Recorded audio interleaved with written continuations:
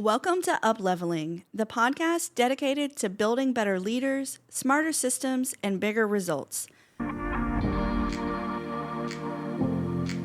Welcome back to another episode. Let me go ahead and warn you, this episode is definitely more personal and emotional than most. There may be some pauses for tears or just really good editing and you won't notice. But today, this episode is about the power of mentorship. And this episode is dedicated to Teresa Morgan, my mentor who recently passed away. My goal today is really to honor her memory and to reflect on the incredible power of mentorship and what it really means to be a good mentee also. Those two things go hand in hand. You can't have a mentor without a mentee. And I want you to know what both sides of that relationship look like. I really want to share stories with you and lessons that I learned along the way, and for you to understand, again, what it means to be a good mentee, what that looks like. So for those of you who did not have the pleasure to know Teresa, she was the founder of Morgan & Getson, a well-known local law firm. She was an attorney and a woman who truly built other women up. She wasn't just beautiful in appearance, and if you did know her, she was stunning. And it wasn't just her external beauty, but the way that she carried herself, the way that she showed up, and she made you feel like you mattered. Her confidence and her poise, and just really her expectation of high quality. Any of you guys who ever worked for her or with her or were around her knew that you brought your best when you were working with Teresa. And you did not bring excuses. So I think that just kind of shows her personality and who she was. She was in Altrusa. She was an Altrusa sister of mine, and Altrusa motto is a builder of women. And she truly embodied that fully. So some of the stories I'm going to share today will show you that side of her. Like I said, if you didn't know her, but if you did, you know these things already. I want to go back to probably 12, 15 years ago when I met Teresa. And that was through Altrusa. She invited me to lunch one day and just simply said, "Tell me about yourself." I was kind of stunned, I have to say, because I don't know that if I had ever really had anyone that was just genuinely interested in hearing that. And she wasn't there to sell me anything or pitch me anything. And that's kind of uncommon these days, really. She just shared with me that really, like, me as a CPA and her as an attorney, we were both in very male-dominated fields. And it is and was harder for us to succeed than our male counterparts. And we just talked about that and shared stories of what that looked like in both of our lives. And we really had a lot in common for those different aspects. And she wanted to know, though, about me and about my business, about my goals and what I wanted in life. And the lesson that I want you to learn from this is to just take interest in people without expecting anything in return. That in itself is very powerful, not only for the person you're talking to, but for yourself. That's how you're going to build connections and build lasting relationships.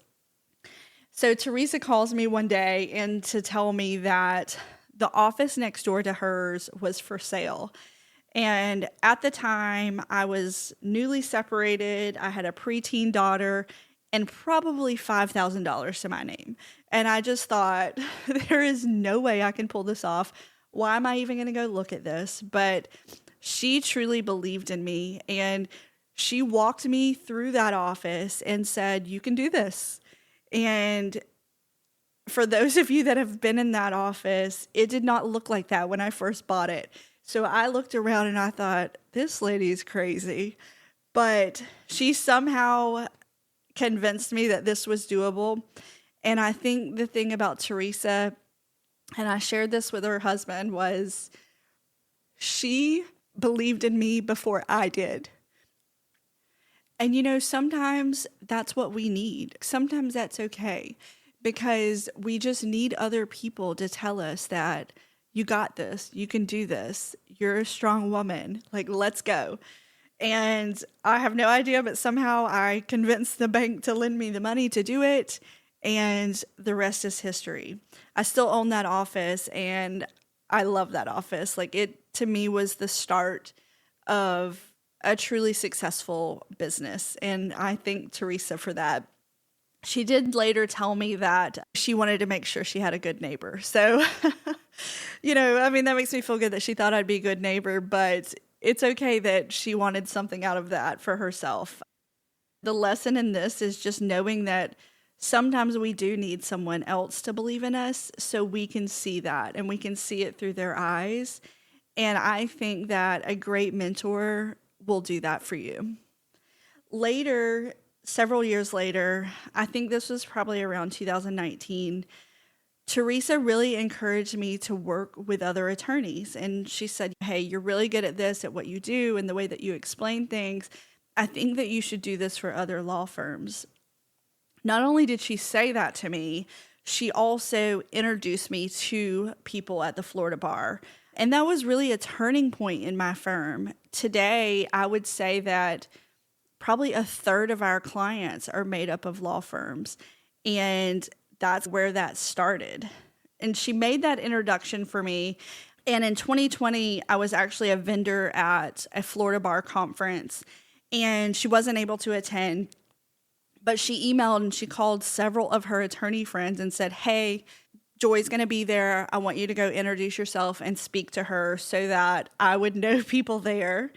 And I just want to point out that she made that introduction for me after I proved myself, after I showed that I had high standards and I had strong follow through and I was excellent at delivering. And sometimes we want people to make connections for us before we've proved that point. So the lesson here is that if you want people to open doors for you, you have to prove yourself first. I put in the hard work, but she knew that I would deliver on it. And that takes two sides of that relationship. So if you're looking for a mentor or you're looking for connections, you're going to have to put in the hard work and you're going to have to prove yourself before someone is willing to put their name out on the line for you. Mentor happens a lot through just conversations. I think many times she would call me for advice, but in reality, she was mentoring me in every conversation. We would have discussions on pricing or confidence, or we talked a lot about the power of business coaching. I was in a CPA coaching program, and she was in a very similar attorney coaching program. And so I think she saw that in me, that growth mindset of I wanted to be better every single day, and I wanted to invest in myself and my team. And that was who she was as well. Like, you brought high standards when you worked with Teresa. She also taught me to charge what I was worth and to speak up. One of her best lines, and I later learned that she learned this from her mentor, was talking on pricing and someone saying, you're really expensive.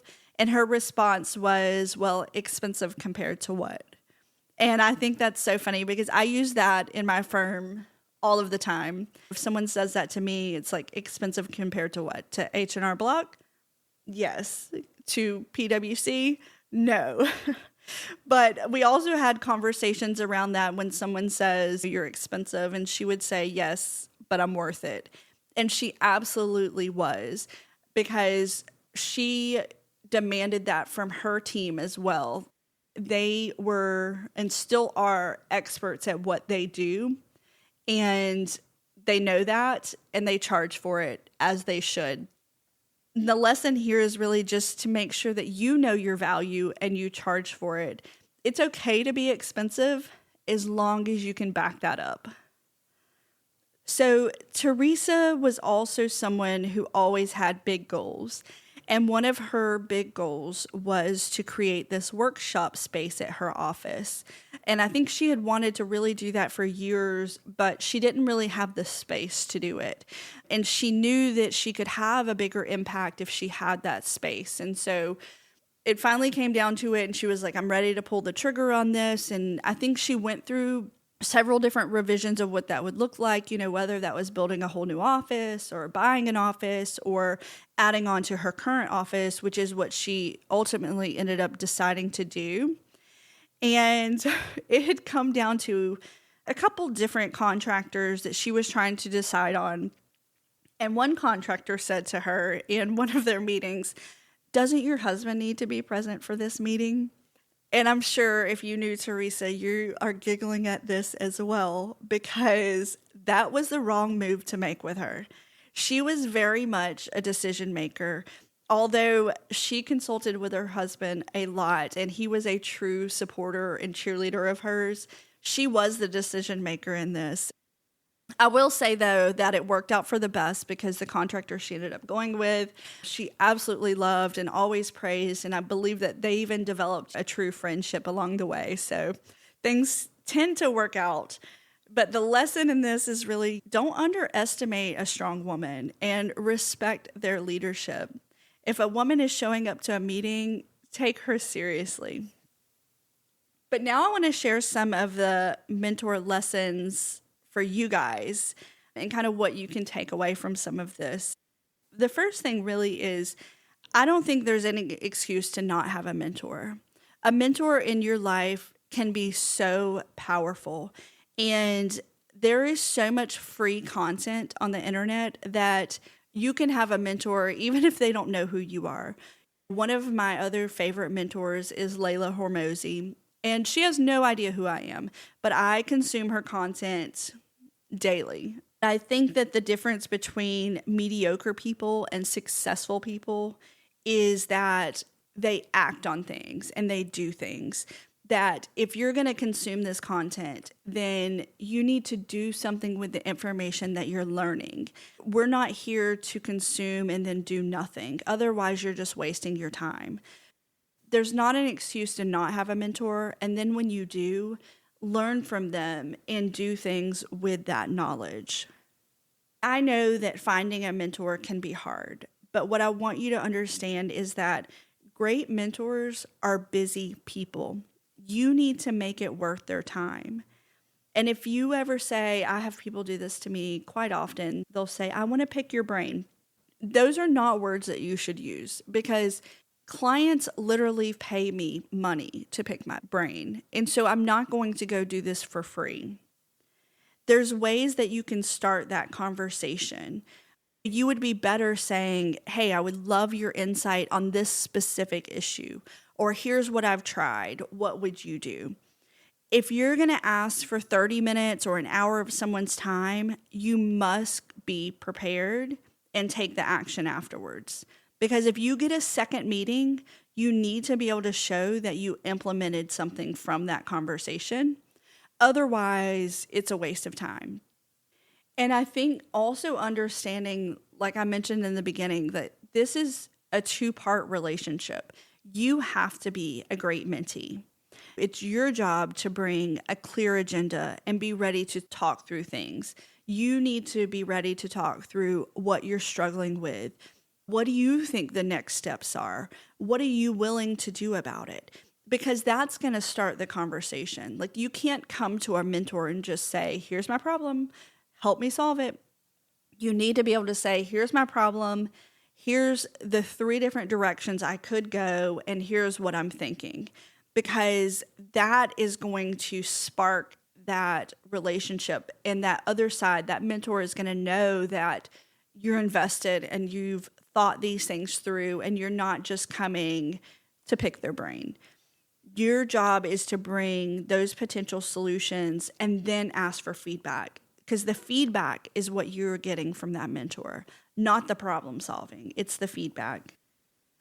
So through some of these stories I've shared, you can see that Teresa truly was a builder of women. She showed up smart and graceful and prepared. She asked questions. She surrounded herself with experts. And she always wanted to learn and grow. But she also expected the same from others that were around her. So in her memory, my vow is to be that woman. I will mentor others and I will connect them. I will give them the hand up. My vow is in Teresa's memory, I will be someone worth looking up to.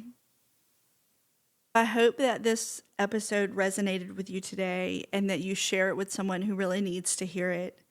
Or if you're a mentor or a mentee, that you tag them and let them hear this podcast. But ultimately, I want you as a listener to be a builder of people, to be a connector, and to be someone that other people can look up to.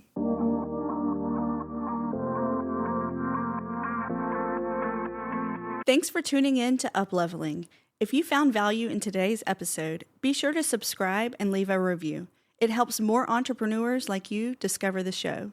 Let's keep the conversation going. Connect with us on social media or visit aligncpa.com for resources and updates. Until next time, keep leading, optimizing, and upleveling.